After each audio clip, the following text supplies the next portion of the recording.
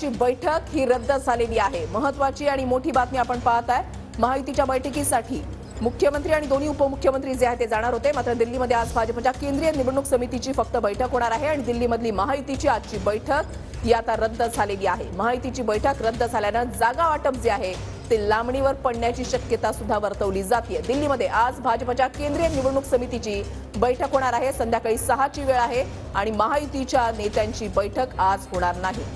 विनायक डावरुंग आमचे प्रतिनिधी या संदर्भातली अधिक माहिती देतील। विनायक, रुसाली, जागा वाटपाचा महायुतीचा तिढा जो आहे तो अजून सुटला नाही आणि त्याच अनुषंगानं आज एक बैठक जी आहे ती होणार होती। महायुतीचे प्रमुख नेते जे आहेत ते दिल्लीमध्ये जाणार होते, परंतु ही बैठक जी आहे ती आजची रद्द झालेली आहे।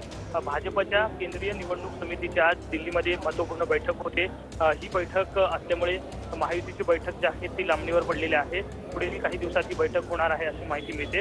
आज कॅबिनेट मीटिंग संपल्यानंतर मुख्यमंत्री आणि दोन्ही उपमुख्यमंत्री दिल्लीला रवाना होणार होते, परंतु ते आता मात्र जाणार नाहीत। फक्त उपमुख्यमंत्री देवेंद्र फडणवीस जे आहे ते कॅबिनेट संपल्यानंतर दुपारनंतर दिल्लीला जातील। भाजपची जी निवडणूक समितीची बैठक आहे त्याला ते हजेरी लावणार आहेत। निवडणूक समितीची बैठक सुद्धा महत्त्वपूर्ण असणार आहे, कारण ज्या राज्यांमधल्या जागा ज्या आहेत त्या जाहीर उमेदवार जे जाहीर करायचे आहेत त्या उमेदवारांवरती चर्चा या बैठकीत होईल। त्यामुळे महायुतीचा काही भागाचा निर्णय जो आहे तो त्या बैठकीत सुद्धा होऊ शकतो आणि त्यानंतरच पुढील काही दिवसात महायुतीची ही बैठक जाहीर होईल। आजची बैठक जी आहे ती रद्द झाली।